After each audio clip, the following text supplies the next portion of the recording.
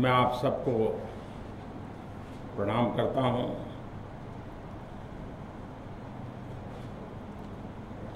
मेरे लिए ये सौभाग्य की पल है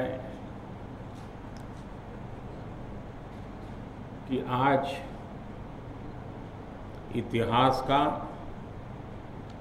गौरवपूर्ण रूप से स्मरण किया गया है। मुझे खुशी इस बात की है कि इतिहास की इस महान बलिदान की गाथाओं को बनाने में जिनके पूर्वजों ने प्राण की बाजी लगा दी, उन परिवारजनों के दर्शन करने का सौभाग्य मिला है।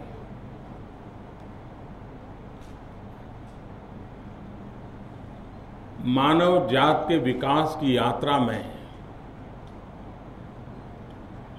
जितना सामर्थ्य सपनों का होता है, उतना ही सामर्थ्य इतिहास के स्मरण का होता है।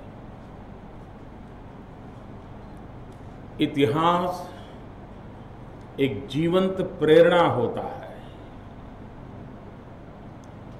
और मानव जाति को अपने सपनों को साकार करना है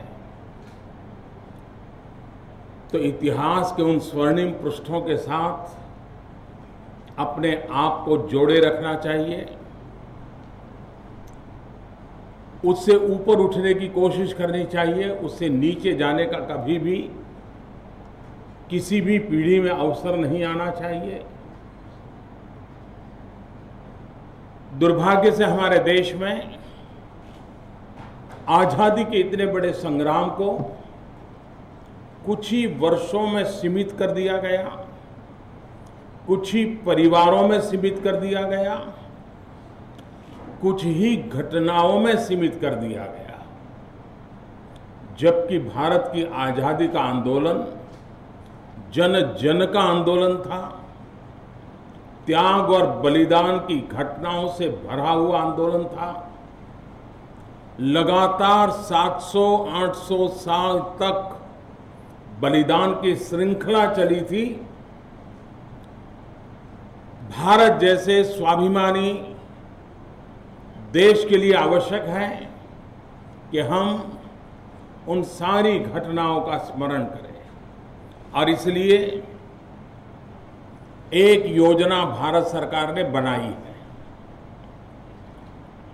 आपने देखा होगा हिंदुस्तान के जिन जिन राज्यों में जनजाति के लोग रहते हैं, उस राज्य में 100 साल पहले, 150 साल पहले, 200 साल पहले, 250 साल पहले अंग्रेजों के खिलाफ लड़ाई लड़ने का बीड़ा उठाया था जनजातीय लोगों ने। उनका योगदान अप्रतिम है और इसलिए भारत सरकार ने योजना बनाई है कि देश के 50 प्रमुख स्थानों पर जनजातीय लोगों ने आजादी के आंदोलन में जो योगदान दिया है, उसको वर्चुअल म्यूजियम के द्वारा पुनर्जीवित किया जाए। आने वाली पीढ़ी को पता चले कि आज भी जंगलों में जिंदगी गुजारने वाले, अभाव की जिंदगी जीने वाले इन जनजातीय हमारे पूर्वजों ने हम लोगों के लिए कितने बड़ी बलिदान दिए थे। समाज के उपेक्षित इन वर्गों के सामर्थ्य को, शौर्य को, समर्पण को, त्याग को, तपस्या को आने वाली पीढ़ी जाने, समझे, सीखे, जिए, उस दिशा में प्रयास है। उड़ीसा इस पूरी संघर्ष यात्रा में सिरमौर रहा है। यहां की जनजातीय सिरमौर रही है। सैकड़ों लोगों ने फांसी के तख्त को चूमा है। हजारों लोगों ने जवानी जेल में गुजारी है। आने वाली पीढ़ी को इतिहास जीवित रखने के लिए ये वर्चुअल म्यूजियम की एक बड़ी योजना, अब टेक्नोलॉजी के कारण ये संभव हुआ है, उस पर काम चल रहा है और एक के बाद एक देश के अलग अलग राज्यों में जहां जनजातीय समुदाय ने आज़ादी के जंग का नेतृत्व किया है, उन घटनाओं को चित्रित करने का उस समय के, जैसे यहाँ बख्शी जी ने पूरा उस समय नेतृत्व दिया था, ऐसी घटनाओं को आज की पीढ़ी को बताना ये आवश्यक है। उस दिशा में काम होने वाला है। मैं फिर एक बार अपने आप को बहुत भाग्यशाली मानता हूं। आप सबके आशीर्वाद बने रहे।